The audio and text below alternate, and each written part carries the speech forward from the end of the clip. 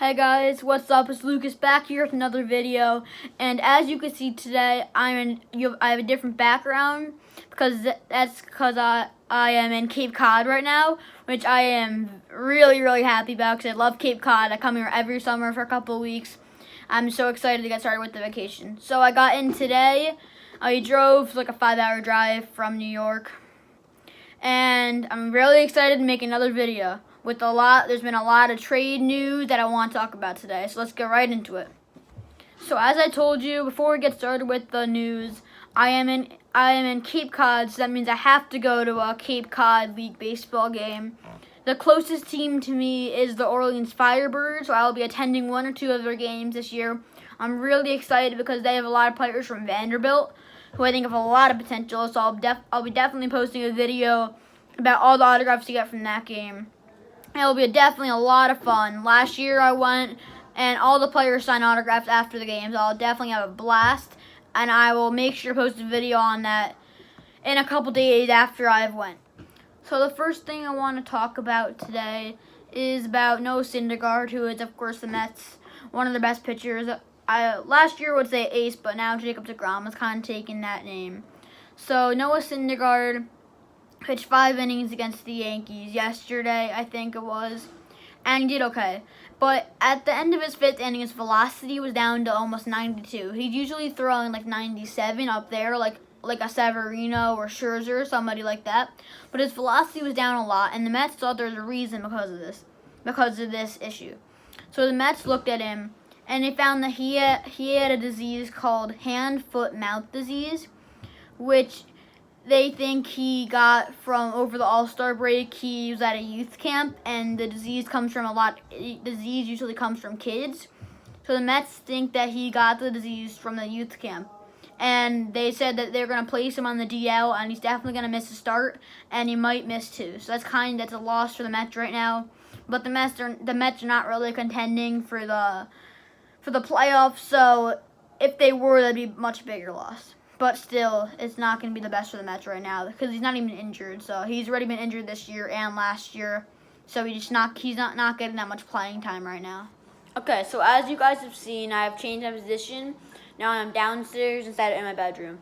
So the next thing I want to talk about is Chris Archer, who is one of the Rays' best pitcher. And as a lot of you know, the Rays are not going to be in the playoffs this year, or unless they win every single game in the second half of the season, but they're likely not going to be in the playoffs this year. So that means that they want to trade some of their better players to try to rebuild. Like last year, they Evan Longoria became a Giant, and they got somebody like Christian Arroyo, who is a really young player and has a lot of potential with them. So that means that Chris Archer will probably be traded by the end of the trade deadline. People don't know who he will be traded to. So yesterday, Chris Archer pitched for the Rays. And, of course, there are a lot of scouts in the stands for other Major League teams to see if they like this player, and if they did, they might end up trading for him. So with the scouts in the stands, Chris Archer pitched a really good first inning, but then let up 4 runs in the second inning, which was not the best. But the main thing about his start is that he only pitched 6 innings, but he struck out 13 batters. So a lot of scouts were probably really impressed by his slider, which was really good yesterday. And I think a lot of scouts might end up trading for him now. They might tell their general manager that this guy looks really good. I think he's worth getting. So now Chris Archer made a name for himself, and he will probably end up getting traded by July 30th or whenever the trade deadline is. The next thing I want to talk about, I am not really happy about it, because I am a diehard Yankee fan, and the Red Sox are just tearing it up right now, as much as I don't want to say it.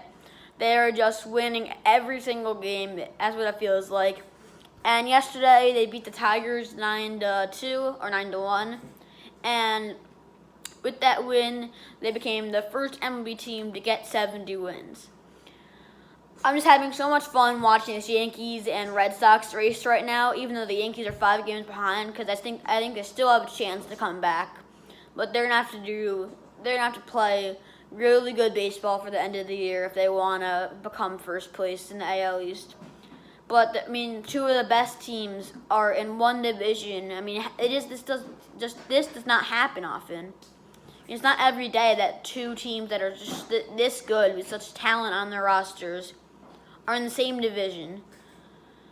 I mean, if the Yankees were in any other division, it would be first place. It's kind of frustrating for a lot of Yankee fans because now they might end up being in the wild card game, which means they might face the Mariners. And if they face the Mariners, that would mean that they would play against James Paxton, who is ready as a no-hitter this year and is one of the best pitchers in all of baseball. Even though he's been struggling his last couple of starts, it will still not be ideal for the Yankees. The next thing I want to talk about is again about the Rays.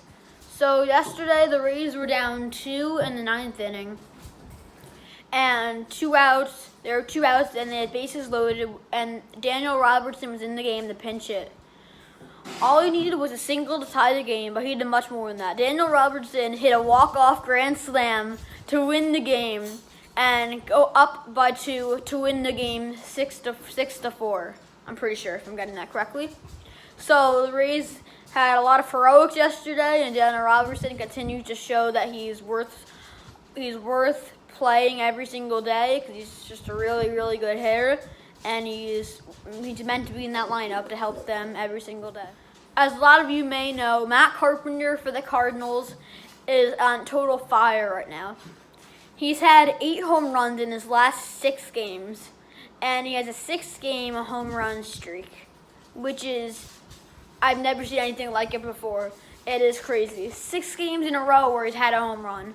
It just does not happen at all that much. And sadly, yesterday against the Cubs, it finally came to an end. But just what a show he's put on in the last week. It's pretty amazing, and I hope he can just stay hot through the end of the season, try to help the Cardinals get into the playoffs. Even though it probably won't happen, but still, you never want to give up. So that's all I have for you guys today. Thanks for watching. Don't forget to smash that like button and smash that subscribe button. And make sure to keep watching my upcoming videos. Thanks and peace.